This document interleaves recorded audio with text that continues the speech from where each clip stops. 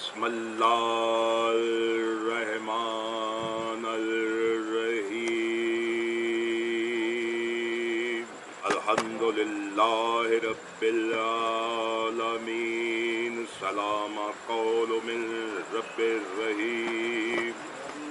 سلام علی نوح فی العالمین سلام علی ابراہیم سلام علی موسیٰ و ہارون سلام علی آل یاسین صلو وسلام علی سید الانبیاء والمرسلین اہل بیت طیبین الطاہرین معصومین مظلومین اولین والآخرین طیبین الطاہرین معصومین مظلومین مخطوبین صلو سلام علی امیر المومنین قاتل المشرکین حدل المتقین امام مبین کتاب مبین شاہد مبین نور مبین علی صراط المستقیم یسوب الدین سلطان مبین واہو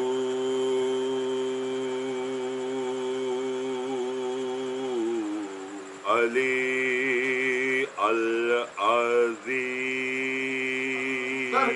العظیم صلوات اللہم صلی علی محمد وآل محمد بسم اللہ الرحمن الرحیم قد افلاح المؤمنون الذین هم فی صلاتهم خشعون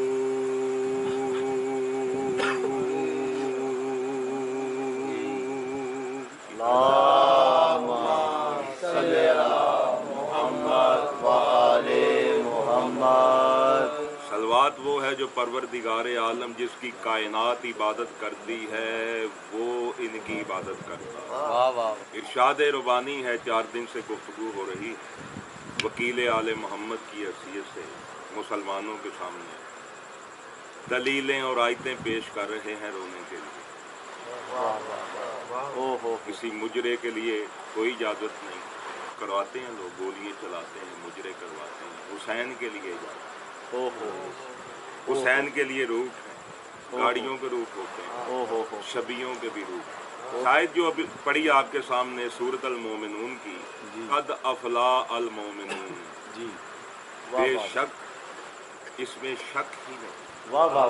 سند پروانہ دستخط کہ کوئی جائے نہ جائے، کوئی فلاح پائے نہ پائے، علی والے تو پا گئے۔ کون؟ جو وہ فلاح پا گئے جو اپنی عبادتوں میں، اپنے ذکر و فکر میں، اپنی پوجا میں، اپنی پرارتھنا میں، اپنی تصویروں میں، اپنے ذکر میں، اپنی نمازوں میں آہو زاری کرنے والے، یعنی گڑ گڑانے والے، رونے والے۔ پھر قرآن میں ارشاد ہوتا ہے کہ رحمان کے بندے وہ ہیں جب انہیں کوئی جاہل مل جاتا تو قولو سلامہ دوروں کے اندر بگاڑنی بھی نہیں ہوتا۔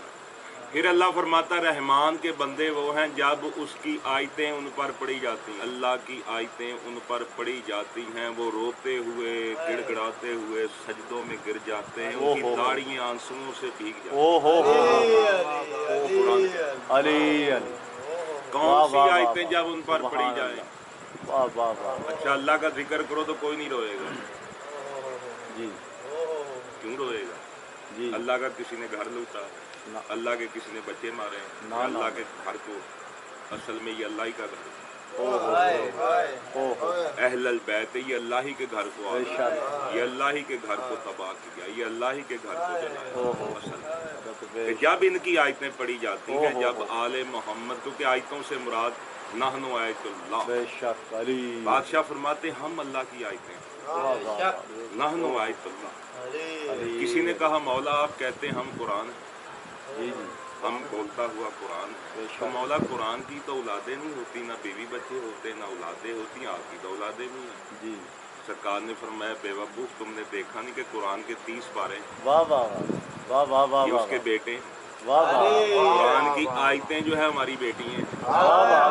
यानी नाहनु आयतुल्लाह। जो बार बार वल्लाज़ीना काज़बू बिआयतिना, जिन लोगों ने अल्लाह की आयतों को झुठलाया,